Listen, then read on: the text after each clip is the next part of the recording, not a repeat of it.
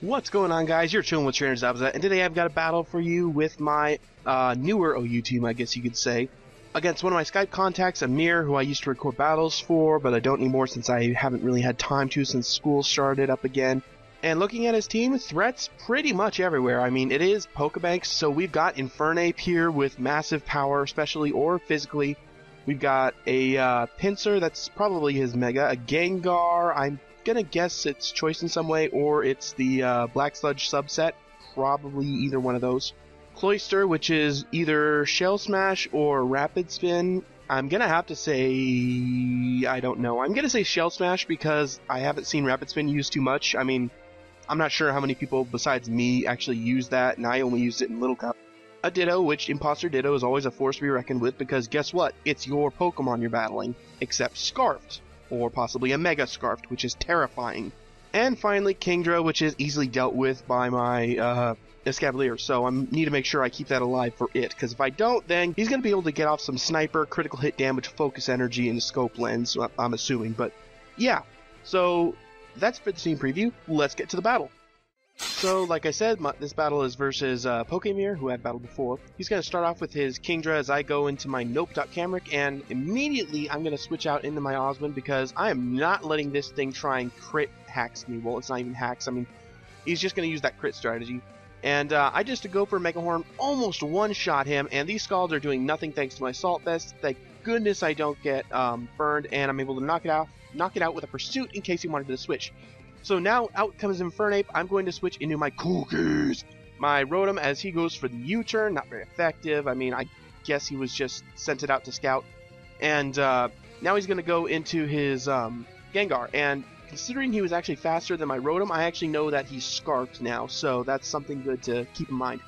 So going for the Volt Switch, or correction, he tries to switch out. I bring in a Escavalier. Sludge Bomb happens. Not affected. I knock him out with one Pursuit. It's awesome. He brings in Infernape. Knocks out my Oswin. There we go. Jeez, I hate getting behind in these things. So I bring... Wow. Okay, excuse me. That was a burp. I'm going to have to edit out. Jeez. So I bring in my Rotom as he doubles out into his Rotom. And I go for the Volt Switch. And real professionals, Obza. Real professionals. Just belch during recording. Blah. So I switch into my... Noivern note, thinking, hey, what could counter my own Rotom? And I thought, you know what? It's Scarfed. It's probably Scarfed. My Noivern's Scarfed. Drop a Draco as he Volt switches out into his Cloyster. So now he's going to go for the Shell Smash. I knew this was happening. I sent out my Rotom in an effort to try and outspeed it. However, even though I'm timid with a Scarf, it is not enough to outspeed Cloyster. So I'm going to go into my Jaws, which I know I'm going to get the Intimidate off. And not only do I get the Intimidate off, I want to try and knock it out, but it's not going to happen. And I knew that a Iron Head would do a lot. So I go for the Mega as he brings in his Imposter Ditto to get the Intimidate drop off before I Mega Evolve, but I knock it out with an Iron Head, which is great for me. And now he brings out Infernape to threaten me out, and it works. I have to get out of here. So I go into my Nope.Cameric as he goes for a U-turn, and I kind of expected it, but there was no way in hell I was taking that chance. So he goes into Cloyster again, and I can stay in here and go for Foul Play. It's worth it in case he tries to Shell Smash. But he just goes into Infernape thinking that he can threaten me out. But I know I can take an uninvested... If it's not Shell Smash, then I can take the Icicle Spear. Even if it is, I think I can take one. Well, one set of 5. Anyway, he brings in Infernape, goes for the Flare Blitz as I go for the Roost, and here I got to thinking, you know what, it's kind of a dick move to make him kill himself to his own damage, so I'm going to go ahead and switch out here. And I just go into my Pop Filter as he goes into his Cloyster, and I Switcheroo it. Yes, I Switcheroo it. I've got the Choice Scarf, or the Focus Sash now, as he's got a Choice Scarf, and he's locked into Shell Smash. I freaking love doing that to Volcarona. I love doing it to Cloyster. It's just so satisfying. So I go for a U-turn, knocks out his Infernape, which he just sends in for fodder. And now I'm in a pretty good place here.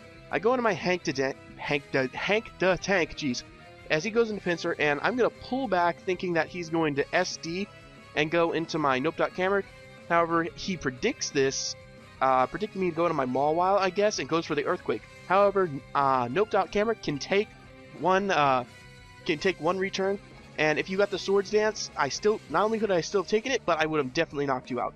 So he goes for 2 returns, does more damage than 1 would have, and I'm able to knock him out with a Foul Play. So now I'm in a really good position here because all he has left is Cloyster, and he's going to have to lock himself into something. If it's Icicle Spear, I can switch into my Mawile like I do now. If it's like Razor Shell or Rock Blast, I can switch into my Hank to tank the hits. So either way, I was in a really good position and I did not have to worry. So I go for the Power Up Punch on the Mawile just because I was almost positive that a Play Rough or an Iron Head wouldn't knock him out, because now he has his defenses back, and Cloyster's actually pretty damn bulky. So I go for an Iron Head on the second hit, knock him out, and end the battle. So GG, man. Alright, so on to the talk of the day. Today's talk of the day, guys, I'm a little bit excited because in this talk of the day, I'm going to talk to you guys about Little Cup. Little Cup is like my favorite tier. If you guys knew me in 5th generation, it was like the main tier I played, and I haven't been able to play it this generation because we really haven't had one. Well, we have had one, but it was really fucked up. And it's actually still pretty fucked up. I mean, just recently, Gligar got rebanned. And if you know Little Cup, you know that that was a big thing, that it was unbanned in the first place. And their justification is that they have to unban things to see if they should come back. But considering nothing was released that it would change, I don't know why it was brought back. And plus, berry juice is legal now. There was a reason that shit was banned. It recovers 20 HP, and guess what? Most Pokemon in Little Cup have around 20 HP, which means you pretty much get all your HP back, and that's just not fair.